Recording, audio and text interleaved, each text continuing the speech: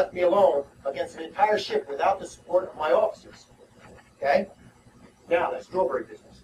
Why, if that wasn't an outright conspiracy to protect a malefactor from justice, Lieutenant Merrick carefully left out the fact that I proved by process of elimination that someone had a key to the icebox. He says it was the steward's mates who ate the strawberry. But if I wanted to go to the trouble, I can prove to this court geometrically that they couldn't have. Well, it was the water business all over again. Like when the men were taking 7 baths a day, and the evap's were on the fritz now and then.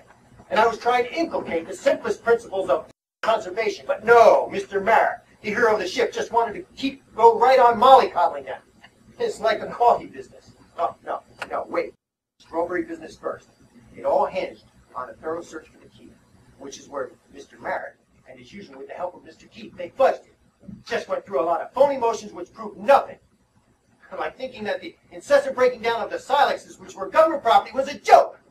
That was the attitude of everyone from Merrick on down.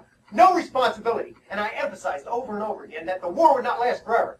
That all these things would have to be accounted for. It was a constant battle. Always the same. Merrick and Keith undermining my authority. Always arguments. And I particularly liked Mr. Keith. And was trying to train him up, only to get stabbed in the back when... Okay, I think I've covered that strawberry business. What else?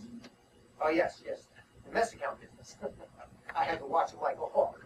And believe me, I did. They weren't going to sneak any fast one by, but it wasn't without trying. If they'd only paid attention to the accounts and the inventories, which I had to check over and over again, always a few pennies short or a few dollars over. What did it matter keeping accurate records? Let the captain worry. And believe me, I did. I defy anyone to check a single wardroom mess statement or a single ship service inventory filed aboard the Caine while I was captain and find a mistake of a single solitary cent. And I mean I defy a certified public accountant to do it. Okay? What else? Oh, yes. And there's so much tripe in that precious log of Mr. Merrick's. The movie business. Yes, okay? It's a matter of respect for command. That's what was wrong with that ship. And the movie operator, who had a surly, disrespectful manner to begin with, blithely started the movie without waiting for the arrival of the commanding officer. And aboard that entire ship, officers and crew alike, not one man called a halt or checked to see if the captain was present. And I missed those movies more than anyone, but I'd ban them and I'd ban them again if I had to.